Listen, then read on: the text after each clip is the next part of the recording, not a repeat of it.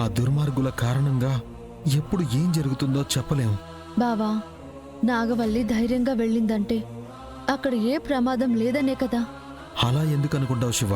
మొన్న current shock కొట్టింది, అంతకుముందు కడుపులో మంటగా ఉందని చెప్పింది. ఇలా రోజు నా చెల్లిని ఇబ్బంది పెట్టడానికి చాలానే జరుగుతున్నాయి శివ. కానీ నా చెల్లెలు బయటపడట్లేదు. నీ చెల్లి మీద నీకు ఇంత ప్రేమ ఉండటం తప్పు కాదు, కానీ నువ్వు నీ చెల్లి గురించి ఆలోచించుకుంటూ భయపడుతున్నావు, బాధపడుతున్నావు. అదే తప్పు బావా. నా చెల్లెలు నా మాట వినకుండా వెళ్ళిపోయింది శివ.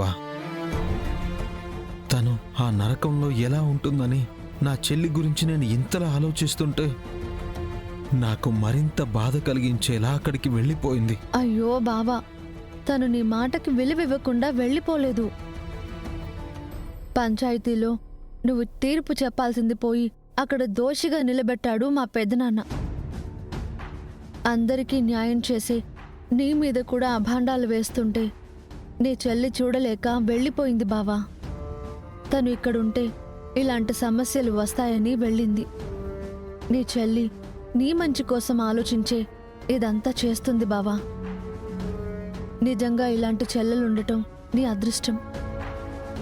నీలాంటి అన్నయ్య దొరకడం అది వాళ్ళ అదృష్టం. బంగారు తల్లి పుట్టడానికి రోజులు దగ్గర పడుతున్నాయి, కానీ ఎప్పుడేం జరుగుతుందోనని భయంగా ఉంది శివ. అంతా మంచి జరుగుతుంది బావా. నువ్వు చూస్తూ ఉండు, నీ మేనకోడలు మన ఇంట్లో బుజ్జి బుజ్జి అడుగులు వేసుకుంటూ ఈ ఇంట్లో తిరిగే రోజు అతి త్వరలోనే వస్తుంది.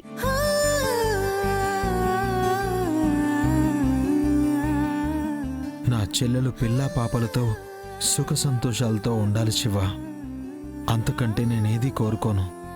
అమ్మయ్యా, ఇప్పటికైనా నీ మనసు కుదుటపడింది కదా. మరి నా గురించి ఆలోచించు.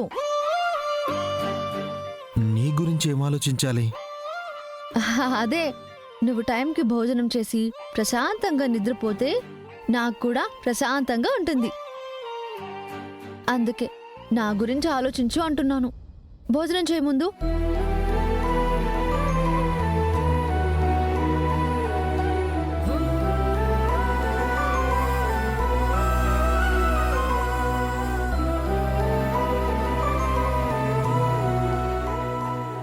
అచ్చం నా చెల్లెళ్ళకు కూడా నేను ఇలాగే తినిపించేవాణ్ణి శివ. నాగవల్లి పెళ్లి చేసుకుని అక్కడికి వెళ్ళిపోయింది కదా, దేవా కూడా మారిపోయాడు.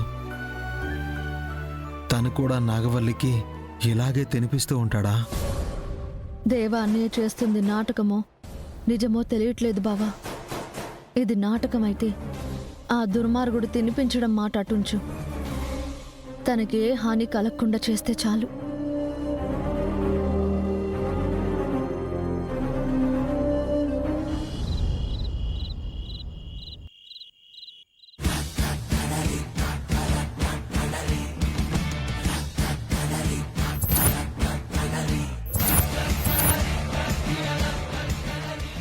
నిలబడితే నీరసంగా ఫీల్ అయ్యే నాగవల్లి కాసేపట్లో ఇక్కడికొచ్చి తల వాల్చుతుంది. చల్లగాలి కోసం స్విచ్ నొక్కగానే చాహు గంట మోగుతుంది. ఫ్యాన్ కడుపు మీద పడి కడుపులో ఉన్న బిడ్డ తిరగబడి చివరికి నాగవల్లికే పాడ కట్టాల్సి వస్తుంది.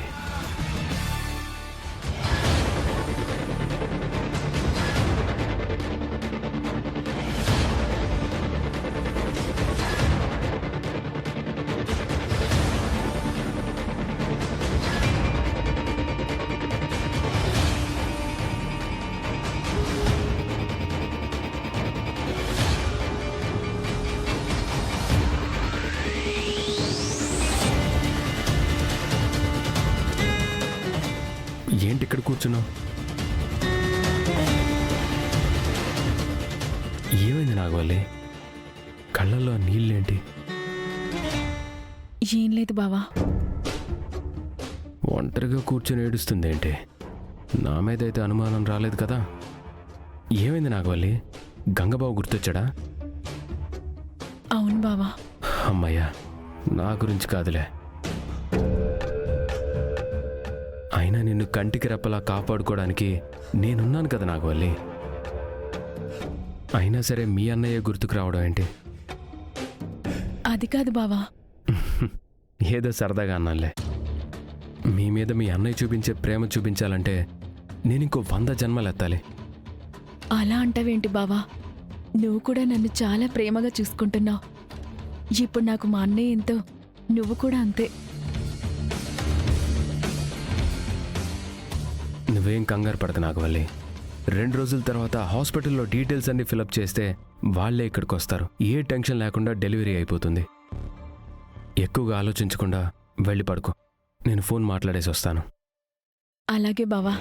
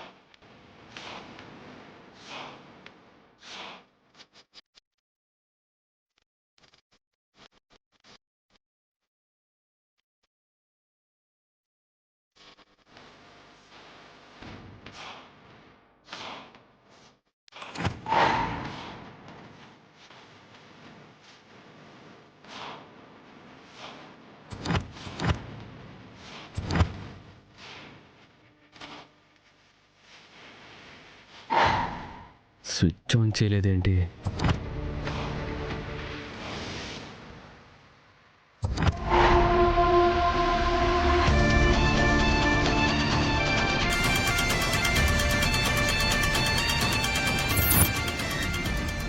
అయినా పర్లేదు.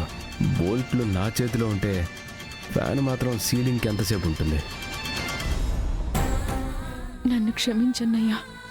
పాప పుట్టేంత వరకు మన ఇంట్లోనే ఉండాలన్నావు, కానీ నీ మాట కాదనేసి వచ్చాను. నా చెల్లెలు నా ఇంట్లో లేదు అనేసి బాధపడతాడు, కానీ నేనెందుకు ఇక్కడికి వచ్చేసానో అర్థం చేసుకుంటాడు మా అన్నయ్య.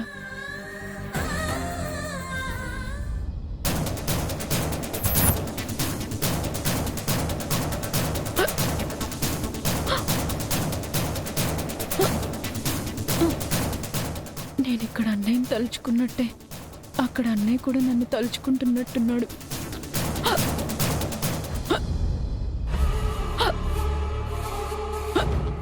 వాటర్ తాగుదాం.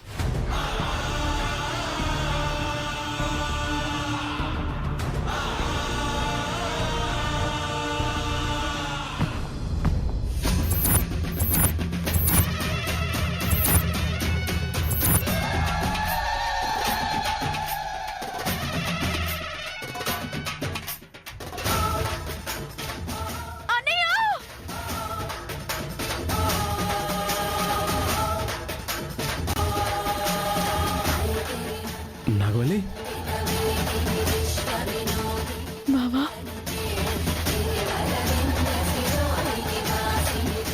అయ్యో, ఫ్యాన్ పడిపోయిందేంటి? నాగవల్లి, నీకేం కాలేదు కదా?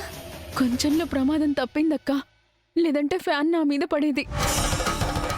కడుపు మీద పడితే బిడ్డ ప్రాణాలు పోయేవి. దరిద్రం వదిలిపోయేది. చావు నుండి ఎన్నిసార్లు తప్పించుకుంటున్నావే నువ్వు. ఆయుష్ గట్టిదే. చూసారా, ఈరోజు ఫ్యాన్ పడిపోయింది, మొన్న షాక్ కొట్టింది. నాగవల్లికే ప్రమాదాలు జరుగుతుండాయి. కడుపులో బిడ్డ అడుగు పెట్టాక మంచి జరుగుతుందో అరిష్టం జరుగుతుందో చూసుకోండి. మరి మేమంతా బాగుంటాం నాన్న, నువ్వే కొద్దిగా జాగ్రత్త పడాలి. స్వామీజీ చెప్పింది గుర్తుంది కదా. మరి నాగవల్లికే ఎలా ప్రమాదాలు జరుగుతున్నాయేంటి? ఫ్యాన్ పాతది కదా, బేరింగ్ ఏదైనా విరిగిపోయి మీద పడి ఉంటుంది. కానీ ఆ భగవంతుడు మంచి వాళ్ళకి అన్యాయం జరగనివ్వడు కాబట్టి ప్రమాదం త్రుటిలో తప్పింది. నాగవల్లి, నీ కడుపులో ఉన్న బిడ్డకు ఏదైనా అయితే నేను తట్టుకోలేను. అసలు అలాంటి వార్త వినేలోపే నా ప్రాణం పోతుంది. ఆ భగవంతుడి దయ వల్ల ప్రమాదం తప్పింది కదా. ఇకనైనా జాగ్రత్తగా ఉండాలి. సరే సరే పదండి. జాగ్రత్త నాగవల్లి, జాగ్రత్త చూసుకోదేవా.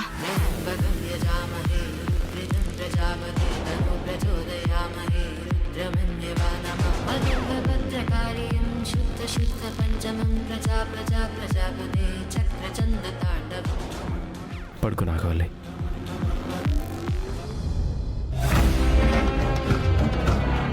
ఆ పడేదేదో దాని మీద పడుంటే పేడ పెరగడయ్యేదన్నా. మనం సేతులు దులిపేసుకునేవాళ్ళం. దానికి భూమి మీద ఇంకా నూకలుండట్టుండాయి. అందుకే అది సావుదాకా వెళ్ళి తిరిగొచ్చుండాది. ఈ రాత్రి ఇలా జరిగింది, కానీ రేపు నాగవల్లి హాస్పిటల్కి వెళ్ళే లోపు శవం బయటికి పోవాలా?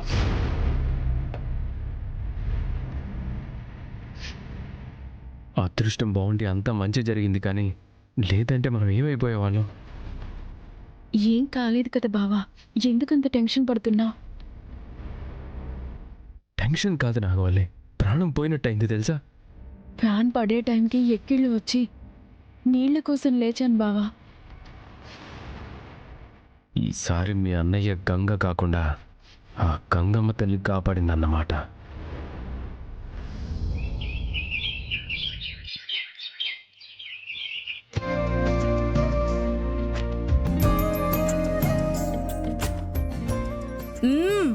అమృతక్క వెళ్ళిపోయిన తర్వాత నువ్వు వంటలు బాగా నేర్చుకున్నావు వదినా. వంటలో హెల్ప్ చేయమంటే టేస్ట్ చూడడం కాదు కుముదా, నువ్వు ఒక చెయ్యి వెయ్యి. జస్ట్ అంతే కదా. అదెంత పని?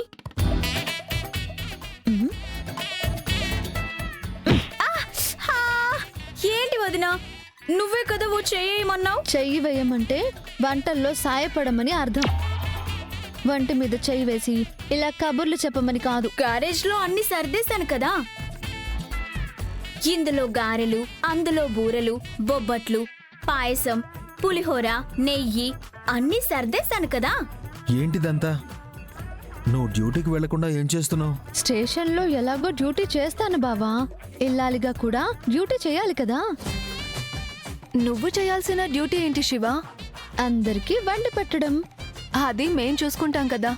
అమృత ఉన్నప్పుడు అన్నీ తనే చేసి పెట్టేది. ఇప్పుడు నువ్వు చేసి పెడుతున్నావు. ఇలా అయితే వంటల్లో నేనెప్పుడు బెస్ట్ అనిపించుకోవాలి? ఈసారి మాత్రం నీకు 100కి 100 మార్క్స్ పడ్డాయి వదినా. Thank you.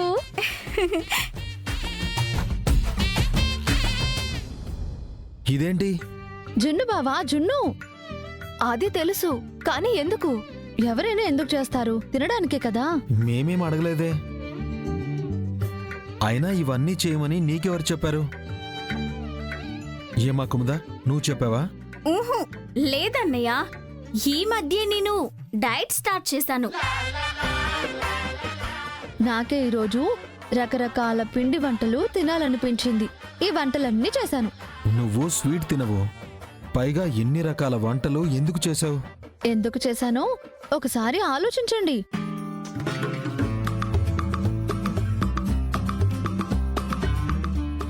ఇప్పుడు అర్థమైందన్నయ్య. నాగవల్లికి జున్నంటే ఇష్టం కదా, ఇవన్నీ తన కోసమే తయారు చేసినట్టుంది. నువ్వు చాలా స్లో అక్క. మరి నువ్వైనా చెప్పొచ్చు కదే. వదిన చెప్పొద్దంది. నేను కూడా వద్దని అంటున్నానమ్మా. నాగవల్లి దగ్గరికి వెళ్ళి ఇవన్నీ ఇస్తే వరదరాజులు, పాపాయమ్మ ఇంకా ఇబ్బంది పెడతారా? నువ్వు మనిషివి ఇక్కడున్నావే కాని నీ మనసు అక్కడే ఉంది బావా. అందుకే ఈ స్వీట్స్ అన్ని ఇచ్చేసి తనకిష్టమైన జున్ను తినిపించేసి నాగవల్లి క్షేమంగా ఉందో లేదో చూసుకుని వస్తాను.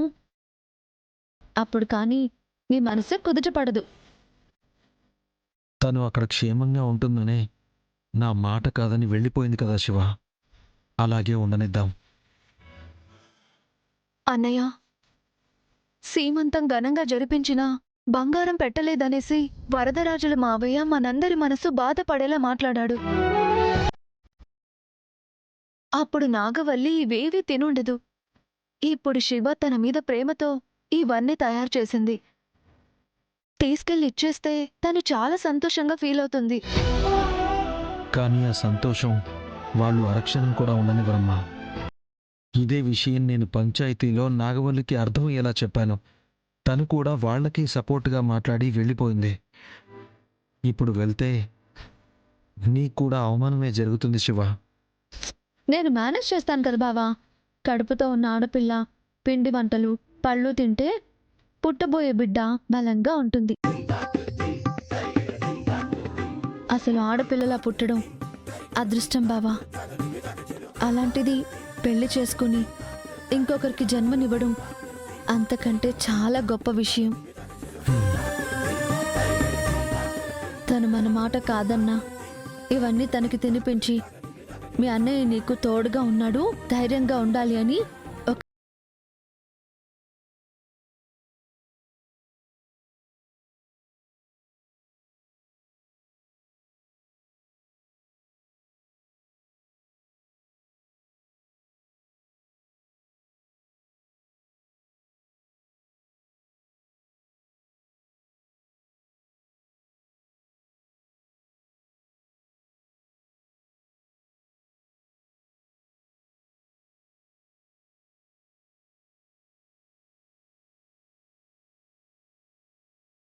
మురిసిపోవాలి అనుకున్నాను.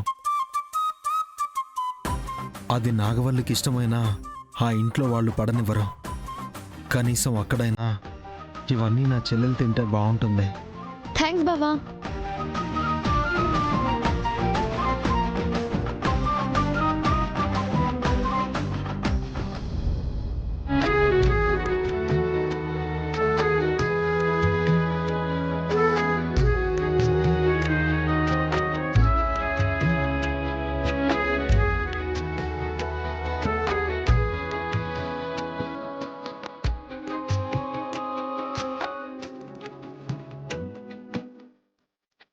చిన్ని, నిన్నెత్తుకొని కథలు చెప్పాలి, లాలి పాడాలని బోలెడన్ని ఆశలు పెట్టుకున్నాను. నువ్వు ఇంటి రక్తానివే అయినా నీకు మా అన్నయ్యకున్నంత ధైర్యం తెలివితేటలు రావాలి. నువ్వు మా శివ వదినలాగా బాగా చదువుకొని గొప్ప ఆఫీసర్వి అవ్వాలి. మా అన్నయ్య మా కోసం చాలా కష్టపడ్డాడ్రా. మనం కూడా ఆయనకి ఏ కష్టం రాకుండా చూసుకోవాలి.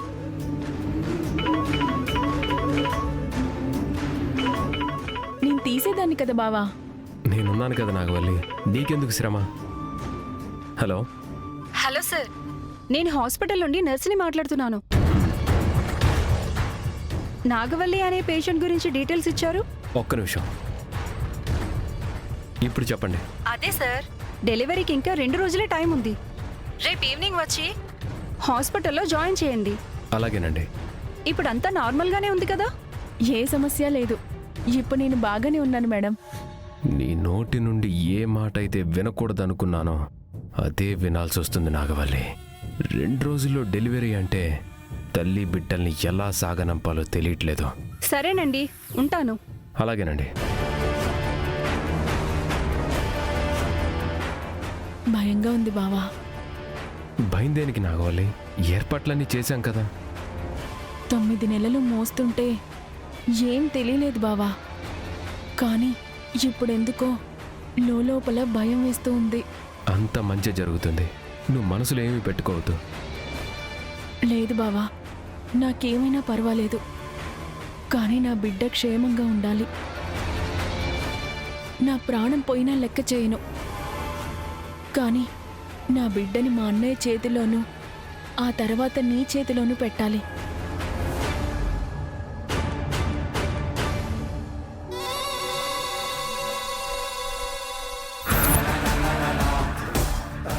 అంతవరకు మిమ్మల్ని బ్రతకనివ్వరు నాగవల్లి.